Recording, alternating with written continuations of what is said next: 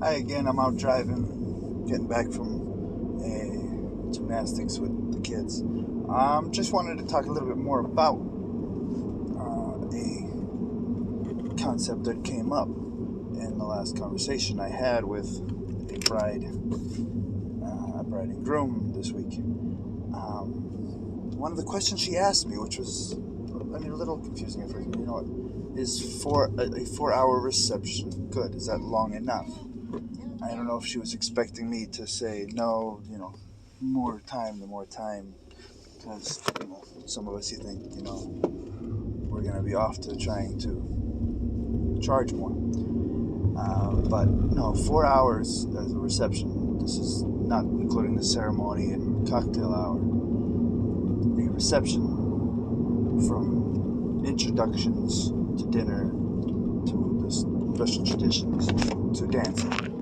4 hours is roughly the perfect spot, because what happens at many weddings, especially if you've been to them, the older or the furthest away guests, unless they're staying in town, leave at the earliest convenience, which is usually after cake and after all the festivities are done, when it's all just music and dancing.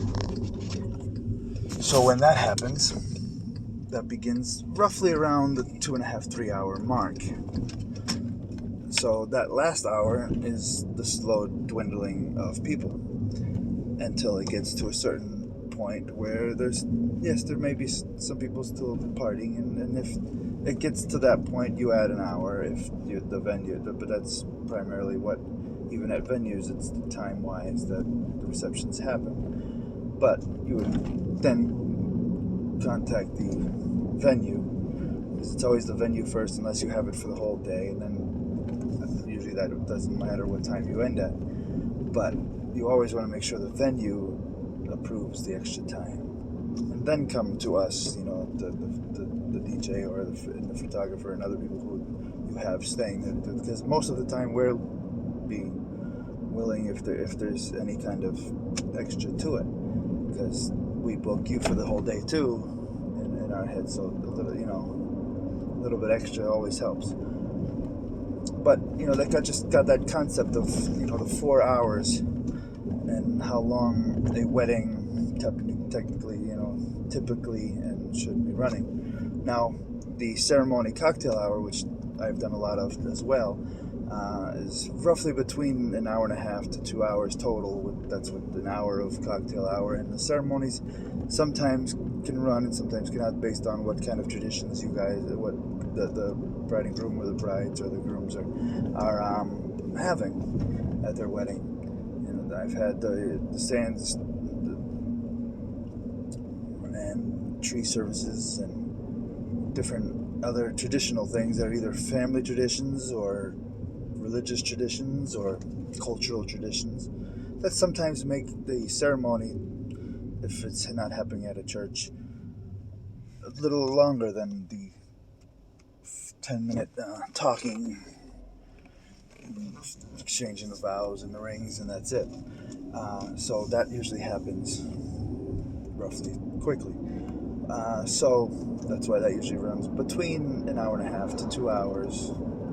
Very seldom does it ever run longer than that, unless it's at a church, which that separates, church from state, from, reception from ceremony anyways.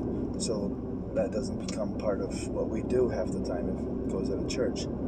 I enjoy getting invited to witness the actual ceremonies when they're happening at any kind of other venue that I'm not already going to be there for. But usually the only time I would go to them is if they're several hours prior to the party, because I need the time to set up and get all ready and all dressed up and talk with the other vendors and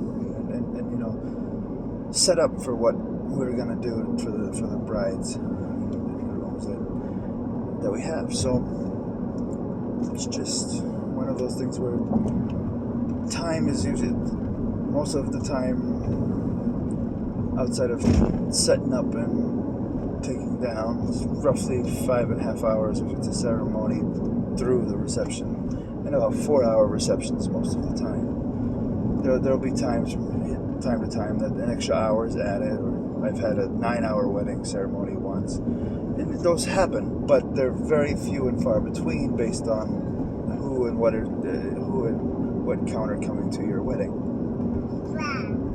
So, that being said, stick with those 4-hour thoughts. That's why most of us sell it as 4 hours. So there's an ambulance coming by. So we're going to pull over here and let them go.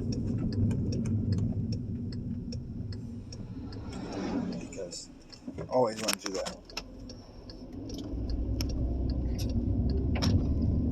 You have a great day. Much love.